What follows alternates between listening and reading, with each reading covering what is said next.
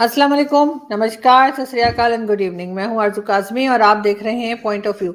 हमें जी ज्वाइन किया है रोहित शर्मा जी ने, जो कि सीनियर जर्नलिस्ट हैं और बड़ा जबरदस्त अपना एक यूट्यूब चैनल भी चलाते हैं। बहुत शुक्रिया रोहित, क्या जा पाए। और रोहित नमस्कार। हमें अक्सर धन्यवाद। पाकिस्तानी चैनल पे भी नजर आते हैं, ये भी मैं बता दूं। थैंक्स अ लॉट बिल्कुल, बुलाने के लिए आपको। बहुत शुक्रिया। मुझे बताइए, रोहित के ओआईसी की मीटिंग चल रही है पाकिस्तान में और काफी हंगामा है उसमें। बल्कि आज प्राइम मिनिस्टर इमरान खान ने कश्मीर की भी बात की और उन्होंने कहा कि कश्मीर पे भी जो है ओआईसी के मेंबर्स को बोलना चाहिए। लेकिन साथ साथ ये बात भी मैं आपसे पूछना चाहूंगी कि आपको क्या लगता है कि ओआईसी की कोई अहमियत रह गई है? क्या ओआईसी की जो मीटिंग्स होती हैं उसकी कोई इम्पोर्टेंस है?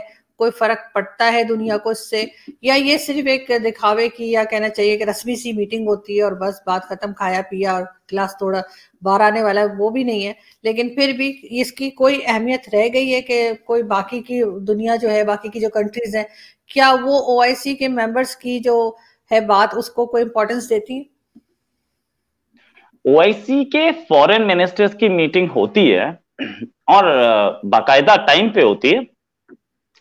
ओआईसी के जितने भी मेंबर्स हैं वो सारे के सारे 50-60, उसमें से ज्यादातर तो वो छोटे छोटे हैं। टूनिजिया हुआ, मोनाको हुआ, जिनकी अहमियत अपने आसपास में ही नहीं है।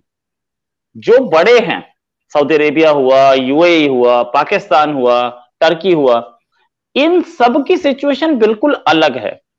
क्यों अलग है? क्योंकि ये लोग जो अपनी, आप बोलिए कि अपनी प्रॉक्सिमिटी रखते हैं, वो उन कंट्रीज से रखते हैं जो कि ओआईसी को पसंद नहीं करते। सऊदी अरेबिया अपनी प्रॉक्सिमिटी अमेरिका से रखता है, ओआईसी को पसंद करता है कि नहीं करता मैं ये नहीं बोल पाऊंगा, लेकिन ओआईसी के लिए कोई वो तो है नहीं, उसके लिए सॉफ्ट कॉर्नर नहीं है। दूसरी चीज, ओआईसी के जो मेंबर्स हैं वो सारे के सारे पाकिस्तान में जाकर के तो वो कश्मीर का नाम ले सकते हैं, लेकिन बाहर निकलने के बाद वो कश्मीर पर इंडियन स्टैंड सपोर्ट करते हैं। आज ही कश्मीर का नाम आपके प्राइम मिनिस्टर ने भी लिया और दूसरे कंट्रीज ने एक आध ने लिया। उसी टाइम पे ओआईसी का एक और मेंबर है यूएई, उसका एक डेलीगेशन हमारे कश्मीर में बैठा है कि इन्वेस्टमेंट कैसे करना है। तो ये क्लियर है कि ओआईसी के सेशन में तो सबके सब इस्लामिक उम्मा साथ दिखती है, लेकिन वो कॉन्फ्रेंस हॉल के गेट से बाहर निकलते ही इस्लामिक उम्मा सडनली वो इस जिन जो है वो गायब हो जाता है और सबके सब अपने कंट्री के जो जिसे बोलते हैं अपने कंट्री के मौजू को सपोर्ट करने लगते हैं, अपने कंट्री के स्टैंड को सपोर्ट करने लगते हैं। और उनकी मेन थिंकिंग ये होती है कि यार फ्यूचर कहां है और फ्यूचर किसके साथ है और ट्रेड किसके साथ है। पाकिस्तान बहुत ज्यादा अपने कार्ड्स प्ले कर रहा है ओआईसी पे। रीजन क्या है मुझे नहीं पता है, लेकिन ओआईसी ने किया क्या है या ओआईसी पाकिस्तान को दे क्या सकता है। मैं खुद सोच रहा था काफी टाइम से कि ओआईसी क्या दे सकता है पाकिस्तान को। ओआईसी पाकिस्तान को तेल दे सकता है, उसमें भी 5-6 कंट्रीज होंगे, 10 कंट्रीज होंगे जो कि तेल दे रहे हैं। बाकी कंट्रीज क्या दे सकते हैं? मोरिटानिया क्या दे सकता है? मोरिटानिया से बाहर निकले, पता नहीं कि मोरिटानिया उसका मेंबर है कि नहीं। सूडान में भी, सूडान भी ओआईसी में है शायद, वो क्या कर सकता है? तुनीजिया क्या दे सकता है? और जो कंट्रीज हैं सीरिया, ये सारे के सारे कुछ दे सकते हैं तो मुझे लगता है देते होंगे। लेकिन ज्यादातर कंट्रीज तो ये वो हैं जो हैंड टू माउथ है, वो कोई बहुत रिच ऑर्गेनाइजेशन नहीं है। जो ऑयल रिच कंट्रीज हैं वो तेल जरूर दे सकते हैं, लेकिन उसके बाद क्या क्या वो इंटरनेशनल सपोर्ट दे सकते हैं? क्या उन्होंने प्रॉफिट मोहम्मद वाले इशू पे इंटरनेशनल सपोर्ट दी थी पाकिस्तान को? आज तो आपके प्राइम मिनिस्टर को खुद ही बोलना पड़ा कि जी आप जितने भी ओआईसी के लोग हो, इस्लामोफोबिया पे कुछ नहीं बोल रहे हो, इसलिए आप ही की वजह से इस्लामोफोबिया फैल रहा है। इस्लामोफोबिया एक एक ऐसी चीज है जो कि इमरान खान के 3 साल की अचीवमेंट है, और कोई अचीवमेंट दिखी नहीं। यूएन से उन्होंने इस्लामोफोबिया डे अनाउंस करवा दिया। अब डे अनाउंस तो विमेन्स डे कितने साल से चल रहा है, उससे क्या हो जाएगा? क्या विमेन को सारे राइट मिल गए? आप इस्लामोफोबिया डे चीखते रहिए। ये तरीका नहीं होता इस्लामोफोबिया को डील करने का। दूसरी चीज, लंगड़े घोड़ों पे दाव लगाना अगर किसी से सीखना है तो वो पाकिस्तान के प्राइम मिनिस्टर इमरान खान से। उन्होंने टर्की पे दाव लगाया, वहां से गाजी अर्तुगरुल आ भी गया, आपने 3-4 मूर्तियां लगा भी दी, उसके बाद टर्की ने अपना इंडिया को ड्रोन देना शुरू कर दिया।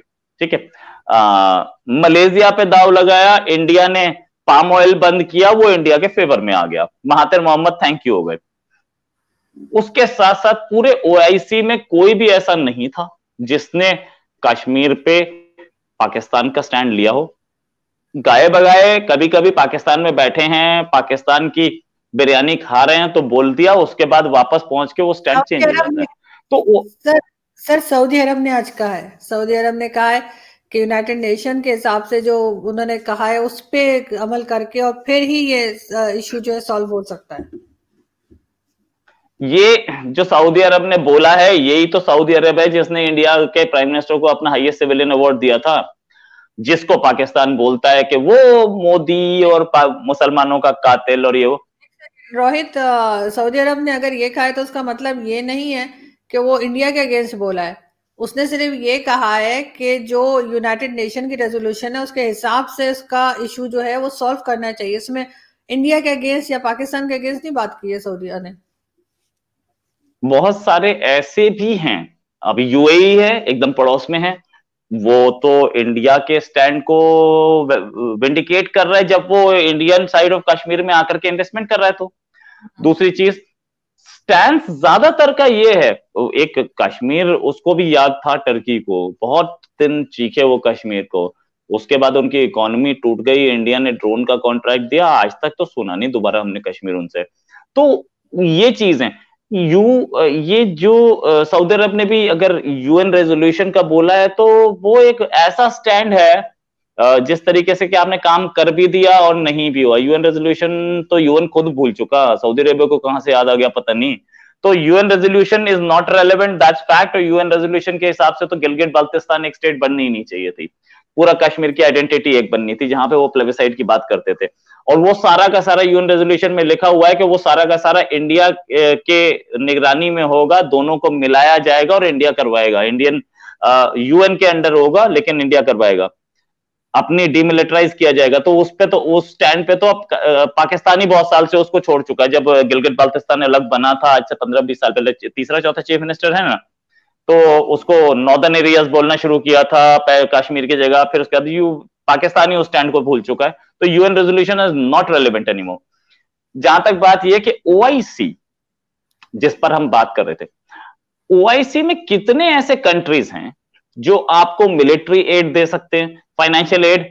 Strongest OIC member Saudi Arabia ने आपको फाइनेंशियल एड $3 बिलियन की दी।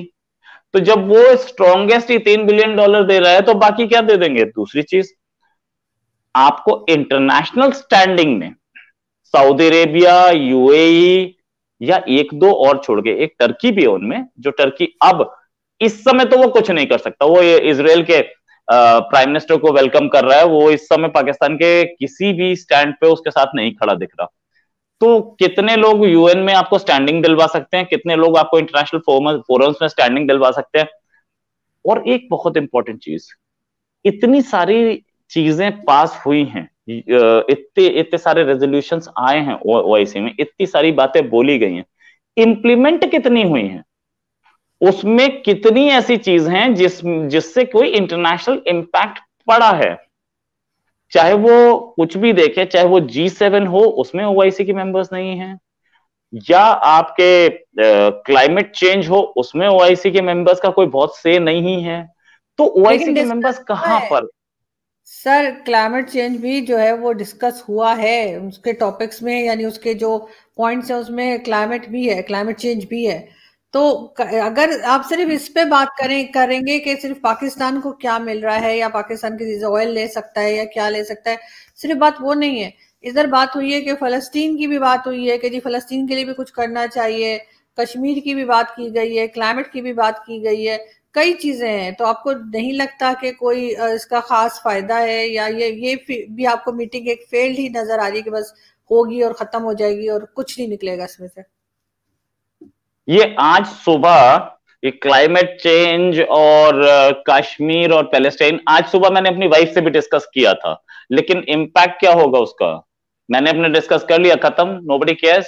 वही ओआईसी की भी हालत दिख रही है क्या उसके डिस्कशन से क्या कोई एक्चुअल चेंज होता है? क्या ये ओआईसी 50 वो 60 दिखाने के लिए तो हैं, लेकिन उनकी एक्चुअल पावर्स कहाँ है और उनकी एक्चुअल स्टैंडिंग कहाँ है? ओआईसी तो जैसे नॉन लाइंड एक जमाने में हुआ करता था, वी हैड द नंबर 70 के आसपास कंट्रीज थे नॉन लाइंड मीटिंग्स में, नॉन लाइंड जो मूवमेंट था, लेकिन उसको उसका उसमें सबसे बड़ा कंट्री इंडिया था और सबसे डेवलप्ड कंट्री यूगोस्लाविया था। जब इंडिया और यूगोस्लाविया सबसे उसके सबसे बड़े थे, तो आप समझ लीजिए कि क्या इंडिया तो उस समय कोई इकोनॉमी नहीं था बहुत बड़ी, एक मिलिट्री पावर था, लेकिन मिलिट्री पावर भी कितनी बड़ी था वो आपको पता ही है। तो नॉन अलाइंड किस तरीके से वैनिश हो गया वर्ल्ड की सिनेरियो से, और उसका रेलेवेंस कितना था, वी हैड द नंबर्स, लेकिन नॉन अलाइंड की कोई बात मानी गई कभी? No no. वैसे ही ओआईसी हैज द नंबर्स, 60 तो हैं उनके पास। आप यूएन की जनरल असेंबली में कुछ ला सकते हैं, वैसे भी यूएन जनरल असेंबली में जितने भी ओआईसी के मेंबर्स हैं सारे के सारे तो इंडिया के फेवर में वोट किया जब इंडिया अभी अभी आया है उसमें यूएन सिक्योरिटी काउंसिल में। तो ओआईसी का रेलेवेंस कितना है? हर कंट्री के अपने इंटरेस्ट हैं और वो इंटरेस्ट के लिए ओआईसी की मीटिंग में कुछ भी बोल रहे, बाहर निकल के उनकी लैंग्वेज चेंज हो जाती है और इंडिया के साथ उनके जो रिलेशंस हैं वो अपने बेटर कर रहे हैं। ओआईसी में जाके कश्मीर बोलो, आप कुछ बोल लो, फर्क नहीं पड़ता। पाकिस्तान को ऐसे लंगड़े भोड़े बहुत पसंद है, आई डोंट नो क्यों। बहुत टाइम से मैं सुन रहा हूँ कि ओआईसी में बोलेंगे, एक नई ओआईसी बनाने के लिए तैयारी कोशिश कर ली।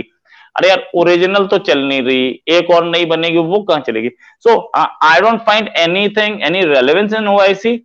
ओआईसी किसी जमाने में इसलिए थोड़ी स्ट्रांग हुई थी क्योंकि बैक्ड बाय ऑयल मनी। अब ओआईसी जो है उसके पास उससे ज्यादा ऑयल नॉन ओआईसी मेंबर्स दे रहे हैं, तो ये आप समझ सकते हैं कि क्या पोजीशन है और ओआईसी कितनी रेलेवेंट रह गई है। लेकिन साथ साथ ये बात भी की है ओआईसी का, तो चले आपको अगर लग रहा है कि इसका कोई फायदा नहीं, वैसे बहुत से लोग कह रहे हैं कि पहले भी कई मीटिंग्स हुई थी जो जिनका कोई रिजल्ट नहीं निकला या कोई फायदा नहीं हुआ। लेकिन ओआईसी में जो आज मीटिंग में जो प्राइम मिनिस्टर इमरान खान ने स्पीच की है जिसमें उन्होंने कश्मीर का जिक्र किया, उन्होंने कहा जी कश्मीर के लिए कुछ किया जाए और वहां पे जो है बहुत ज्यादा चेंजेस लाए जा रहे हैं और जो माइनॉरिटी है उसे मेजॉरिटी और जो मेजॉरिटी है उसे माइनॉरिटी में कन्वर्ट किया जा रहा है भारत की तरफ से, इसको आप कैसे देखते हैं? अब प्राइम मिनिस्टर इमरान खान की बीवी की बात तो उनकी वाइफ भी नहीं सुनती, तो ओआईसी ने सुन ली, बड़ा अच्छा काम किया, उनको ये नहीं बोला कि यार चुप रहो, अच्छा किया। मैं एक छोटी सी बात बोलना चाहूंगा कि भाई डेमोग्राफिक चेंज जो वो बोल रहे हैं दैट इज नॉट के हम रेस्ट ऑफ इंडिया से ले जाके पाकिस्तान कश्मीर में लोग बसा रहे हैं, ऐसा नहीं है। जिन लोगों को जो लोग वहां 70 साल से इंडिपेंडेंस के बाद से पाकिस्तानी साइड से जाकर के जो कश्मीर में रह रहे थे उनको भी डोमिसाइल नहीं मिला था, वहां पे वोटिंग राइट नहीं मिला था। इस 370 की वजह से वो 370 हटी तो अब डोमिसाइल मिल रहा है। जो लोग वहां 70 साल से रह रहे थे, जिनके बच्चे और उनके पोते भी वहां हो गए थे, उनको वहां पर वोटिंग राइट मिल रहा है। तो ये लोग बहुत साल से वहां रह रहे हैं, उनका जेन्युइन राइट था, उनको कोई नहीं दे रहा था। हमने सिर्फ जिन लोगों ने वहां पे जमीनों पे खेती वेती कर रहे थे उन लोगों को राइट, जो दुकान चला रहे थे अपनी उनको राइट दिया है। तो उससे बहुत ज्यादा इंपैक्ट नहीं पड़ेगा। डेमोग्राफी हम लोग कोई ऐसा यूपी या बिहार के या तमिलनाडु के लोग ले जाके वहां सेटल नहीं कर रहे हैं, वहीं के अपने लोग हैं जो कि इंडिपेंडेंस के टाइम पे उनके साथ ऐसा फ्रॉड हुआ, मैं सीधे फ्रॉड ही बोलूंगा कि 370 लग गई और 370 के बाद उन्हें लग रहा था कि हम इंडियन नेशनल बनेंगे। वो इंडियन नेशनैलिटी तो उनको जम्मू कश्मीर में इंडियन जरूर मिल गए लेकिन कश्मीर का कभी नहीं मिला, जहां पे वो सेटल होके काम कर रहे थे, जहां वो दुकान चला रहे थे, जहां पे वो बिजनेस कर रहे थे, जॉब कर रहे थे, वहां पे नहीं मिले। तो we have not change anything. ये एक फेक नैरेटिव जिसे बोलते हैं कि 3-4 दिन के प्रधानमंत्री ने दे दिया, 3-4 दिन और बच्चे उनके शायद नेक्स्ट वाले को सिखा पढ़ा के ना चले जाएं, वरना नेक्स्ट वाला भी ऐसे ही बोलेगा। उनको एक्चुअल सिचुएशन समझा के जाएं।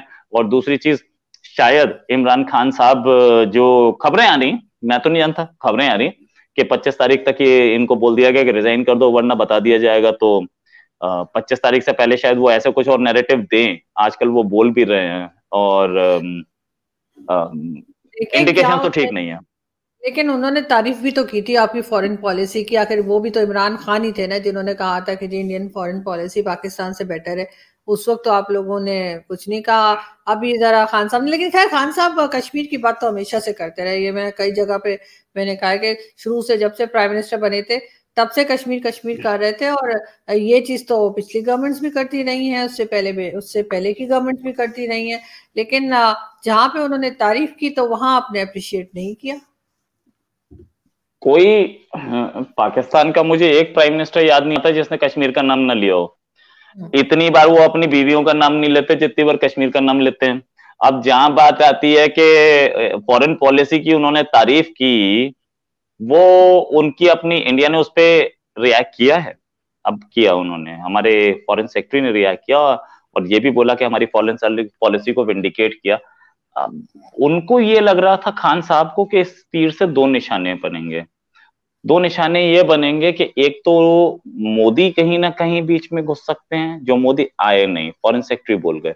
दूसरी चीज उन्होंने निशाना लगाया था अपने दो दुश्मनों पे, शहबाज शरीफ और नवाज शरीफ पे। उन्होंने अब वो रिवर्स अटैक झेल रहे हैं उस तरफ से कि तुमने इंडिया की फॉरेन पॉलिसी की तारीफ कैसे कर दी। अब इनके 3-4 दिन बचे, ये तो ये भी बोल के चले जाएंगे मोदी साधु है तो क्या प्रॉब्लम है, मोदी संत है और पाकिस्तान का सबसे बड़ा वेलविशर है। वो मुझे लगता है वो बोल सकते हैं, 1-2 इंजेक्शन के बाद बोल जाएंगे। तो उनकी बात का आप बुरा ना माने, होली का टाइम है, वो बोलते हैं ना बुरा ना मानो होली है, होली का टाइम है, आप उसको बुरा, इनको 5 दिन और झेल लीजिए, 5 दिन के बाद आपको एक नया प्राइम मिनिस्टर मिल जाएगा। हो सकता है मे बी थोड़े बेटर स्टेटमेंट्स दें वो। और बाकी इंडिया फॉरेन पॉलिसी, पाकिस्तान तारीफ कर रहा है तो उसकी जरूरत भी नहीं थी। इंडियन फॉरेन पॉलिसी की पहले ही पूरी वर्ल्ड तारीफ करती है। रशिया भी तारीफ करता है और अमेरिका भी तारीफ करता है और यूक्रेन भी तारीफ करता है। ये इंडियन फॉरेन पॉलिसी की, यूरोपियन यूनियन भी तारीफ करता है। ये इंडियन फॉरेन पॉलिसी की एक कामयाबी है और इंडियन फॉरेन पॉलिसी की जैसे बोलते हैं एक विंडिकेशन है। यूएन भी बोल चुका है कि इंडियन फॉरेन पॉलिसी अच्छी है। तो इसमें प्राइम मिनिस्टर इमरान खान ने बोल दिया, लिस्ट हमारी थोड़ी सी इजाफा जरूर हुआ लिस्ट में, लेकिन एक अनवांटेड आदमी आ रहे थे जो बोल रहे थे, तो I don't know, we are नहीं, थैंकफुल टू इमरान खान। इतना नेगेटिव नहीं होना चाहिए कि अनवांटेड आदमी बोल रहे हैं। भाई आपके पड़ोसी हैं, हम प्राइम मिनिस्टर हैं, और ऐसा तो आप नहीं कह सकते कि बिल्कुल ही अनवांटेड। लेकिन ये कि हाँ, ये जरूर है कि ये चीज तो हम लोग जो मेरे जैसे जर्नलिस्ट हैं, हम कब से कह रहे थे कि जी इंडियन फॉरेन पॉलिसी बहुत अच्छी है और सब लोगों को साथ लेके चल रहे हैं, जो कि हमारे यहाँ नहीं है। हमने हर किसी से पंगे ले रखे हैं, हर किसी को नाराज कर रखा है। तो यही चीज अगर आपको लगता है, रोहित लास्ट में पूछना चाहूंगी, आपको लगता है कि अगर यही सोच शुरू में होती इमरान खान साहब की जब प्राइम मिनिस्टर बने थे, तो अगर इस चीज को लेकर चलते तो बहुत कुछ सीखा जा सकता था, अपनी फॉरेन पॉलिसी को बेहतर बनाया जा सकता था, और कई कंट्रीज, इसमें इंडिया भी शामिल है, हम टर्म्स बेहतर कर सकते थे। देखिए अनवांटेड आदमी है कि नहीं ये तो पाकिस्तान बताएगा। पाकिस्तान अगर वांटेड होता आदमी तो उसको रखता, निकालते क्यों भाई? नो कॉन्फिडेंस मोशन आया, 4-5 दिन उनकी कुर्सी रह गई है। और दूसरी चीज ये कि वो इंडियन वो फॉरेन सर पॉलिसी, सर वो हमारी परंपरा है। हम जैसे कहते हैं ना, हम किसी प्राइम मिनिस्टर को पूरा टेन्योर कंप्लीट करने नहीं देते। किसी को 3 साल में निकाल देते हैं, किसी को 4 साल में निकाल देते हैं, किसी पे करप्शन करके निकाल देते हैं। नहीं जाता तो गोलियां शोलियां भी हमारे यहाँ चल जाती है समटाइम। तो इनका तो फिर जरा ये है कि चले सिर्फ वोट ऑफ नो कॉन्फिडेंस का है, लेकिन आप जानते हैं कि हमारी स्टैब्लिशमेंट लाती है और हमारी स्टैब्लिशमेंट ही निकालती है। तो ये कहना कि हम ही निकाल रहे हैं, सिर्फ ये बात नहीं है। हमारा कौन सा प्राइम मिनिस्टर आपने देखा है जो पूरा टाइम करके गुजार के गया हो? एक का नाम मुझे बता दिएगा। नहीं तो ये कोई गॉस्पेल ट्रुथ है कि कम ही रहना है? इनको रख लेते। ये जो साहब हैं इमरान खान साहब, इन्होंने अपनी ही बेइज्जती नहीं कराई, वो दो जिन्नों की भी बेइज्जती कराई। वो दो जिन भी सोच रहे थे कि 5 साल पूरे कंप्लीट होंगे, अब उन दो जिन के पास कौन जाएगा? ये भी तो बेइज्जती है। अब जहां तक बात ये है कि इमरान खान की फॉरेन पॉलिसी, अगर ये जो उन्होंने अलादीन का वो चिराग रगड़ा और जिन ने आके बताया कि फॉरेन पॉलिसी इंडिया की अच्छी है, 3 साल पहले रगड़ लेते तो फ्रांस आपसे नाराज नहीं होता और आपसे सऊदी अरेबिया नाराज नहीं होता, ना यूएई आपसे नाराज होता। सऊदी अरेबिया में पैसा वापस मांग लिया था, यूएई ने अब वीजा बंद कर दिया। भाई कौन सा कंट्री जिसको आपने नाराज नहीं किया है? अब तो यूके भी अभी बताएगा वो अहमद वकास गुराया वाले केस में, जिस केस में असैसिनेशन हत्या का बिड हुई थी, कोशिश हुई थी, और एक पाकिस्तानी ओरिजिन का आदमी पकड़ा गया, और उसके बाद उसमें कहीं ना कहीं पाकिस्तान के उसके हैंडलर्स दिखे, तो वो भी यूके भी कुछ ना कुछ तो दिखाएगा। अभी शांति से बैठा है, उधर सजा हुई है, इस पे कोई वो नहीं है। तो अगर इंटरनेशनल रडार पे आ रहा है पाकिस्तान, तो फॉरेन पॉलिसी, और फिर बाइडेन ने तो आपको कॉल ही नहीं किया, ना पुतिन ने विजिट किया, फोन पे बात हो जाती है, शी जिनपिंग का विजिट भी बहुत टाइम से नहीं हुआ। तो फॉरेन पॉलिसी तो इन जनाब के टाइम पर कौन सी बहुत बढ़िया थी। इंडिया की तारीफ पॉलिसी की आप तारीफ कर रहे थे, अपनी पॉलिसी आप खुद तो बना सकते थे। वो शाह महमूद कुरैशी हैं, वो शाह महमूद कुरैशी बता देते कि यार कुछ गड़बड़ कर रहे हो आपने। अगर आपके पास बाइडेन का फोन नहीं आया तो आपके स्टेटमेंट्स कितने बढ़िया थे, एब्सोल्युटली नॉट।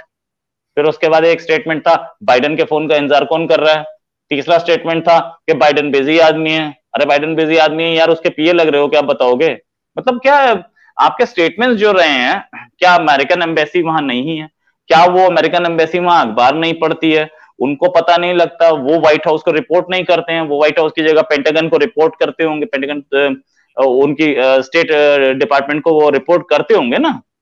तो वो बताते हैं कि आपका पाकिस्तान का प्राइम मिनिस्टर ऐसी स्टेटमेंट दे रहा है। तो ये चीजें तो आप पर्सनल लेवल पे ले गए कि जी मुझे तो फोन नहीं आया। जैसे बच्चा बोलता है ना, मेरा फोन, मेरे को फोन दे दो, मोबाइल दे दो, खेलना है मुझे, फोन ही नहीं आया। रात में मोबाइल साथ रख के सो रहे हैं कि पता नहीं किस समय आ जाओ। वो जब मैं सोता हूँ तब तो वो बाइडेन काम करता है, तो हो सकता है उस समय कॉल आ जाए। तो दिस वाज एब्सोल्यूट। और इनफैक्ट पाकिस्तान की आर्मी भी इस बात से खफा थी कि यार स्टेटमेंट क्या दे रहा है, समझ में आना चाहिए। तो वो आदमी बोल रहा है कि फॉरेन पॉलिसी भी इंडिया की अच्छी है। भैया अगर आपको ये जो ज्ञान आपको मिला, ये जो नॉलेज आपको मिली, थोड़ा पहले मिल गई होती तो आपकी फॉरेन पॉलिसी बेटर होती ना। आपने फ्रांस के मामले में टांग अड़ाई, अपने यहाँ इतने सारे लोग मरवाए, 8 तो पुलिस वाले मरवा लिए उस फ्रांस के मामले में ना। तो फॉरेन पॉलिसी की क्लैरिटी जो मोदी गवर्नमेंट की विंडिकेट आपने की, अच्छा काम किया, we are proud of it. और लेकिन इसको जरा इंप्लीमेंट कर लिया होता। आप ही आए थे कि रिलीजन का कोई काम नहीं है इस पॉलिटिक्स में, यही स्टैंड था आपका, और आकर के आपने ही सबसे ज्यादा रिलीजन घुसाया उसके बाद से। और मतलब अपनी कुर्सी बचाने के लिए कुछ छोड़ा, मतलब लूनर एक्लिप्स तक आपने घुसा दिया। आईएसआई के चीफ की ट्रांसफर के लूनर एक्लिप्स के बाद इसकी ट्रांसफर करूंगा। तो ये आपने पॉलिटिक्स को और फॉरेन पॉलिसी को जिस लेवल तक आप गिराते चले गए। अभी भी खबर ये है कि वो दोनों जिन्होंने बोला है कि इसको अगर टाल दो अप्रैल तक नो कॉन्फिडेंस मोशन का, तो आप बच जाओगे। लेकिन आपकी बार ये जिन्हों की प्रोडिक्शन बाकियों ने भी सुन लिया, तो वो उसकी बात मानने के लिए तैयार नहीं। खबर ये भी है 25 तक ये निपट जाएंगे। खैर वी डोंट नो, खबर ऐसी ही है, क्योंकि मैं तो वहां पे पाकिस्तान में बैठा नहीं हूं, और पाकिस्तान में बैठा है जो लोग बैठे हैं उन्हीं को ये खबर नहीं पता है, ये कंफर्मेशन नहीं है इसका। तो मेरे पास भी नहीं, पाकिस्तान के जो पार्लियामेंट में बैठे हैं उनके पास भी नहीं। लेकिन वो नहीं है, लेकिन आप जिनों का जरूर पता है, जिनों पे आप बहुत कॉन्फिडेंट हैं। और मेरा ख्याल है कि 25 के बाद मैं आपसे दोबारा बात करूंगी और फिर पूछूंगी कि इस बार आपको जिनों ने क्या बताया, इसलिए कि आपको जिनों की खबर मुझसे भी ज्यादा है। मुझे इतना नहीं पता कि जिन क्या बता रहे हैं, लेकिन आप बता रहे हैं तो फिर कोई ना कोई बात तो होगी। बहुत शुक्रिया रोहित कि आज आपने ज्वाइन किया, और हम अब 25 को मिलेंगे, क्योंकि डे टाइम में कुछ ना कुछ काम हो गया होगा या पता लग जाएगा, और ताकि हम अपडेट देते रहे, क्योंकि हमारी दोनों कंट्रीज के लोग जो हैं वो काफी एक्साइटेड हैं। आप लोग हमसे भी ज्यादा एक्साइटेड हैं, वैसे आप लोग ज्यादा घबराए हुए, क्योंकि मैं देख रही होती हूँ सुबह से जो चैनल्स पे आ रहा होता है कि इमरान खान का तख्ता पलट और क्या कुछ बताया जा रहा होता है। तो बिल्कुल एक दूसरे से दोनों कंट्रीज जो है वो जुड़ी हुई है, चाहे जैसे मर्जी लोग समझे, बुरा भला एक दूसरे को कहते हैं, लेकिन साथ साथ हम ये भी चाहते हैं कि दोनों जगह पे अमन रहे और इस तरह की प्रॉब्लम्स ना हो। लेकिन बहरहाल हमारे यहाँ तो आदत सी हो गई है, तो हम ये भी देखने जा रहे हैं। जी आप हमें ब्लेम नहीं कर सकते, हमने इमरान खान की कुर्सी बचाने के लिए मिसाइल तक भेजा, आप ही ने नहीं बचाई, आप ही गिराना चाह रहे हो। वो मिसाइल थोड़ा सा और डिफ्लेक्ट करता तो वो इस्लामाबाद पहुंचता और इमरान खान को बचा लेता। वो अब तेल कम था, हमारे पास भी तेल महंगा हो गया, हमने ज्यादा डाला नहीं, वरना वो मिसाइल तक भेजा हमने आपको हेल्प करने के लिए, आपने इमरान खान नहीं बचाया।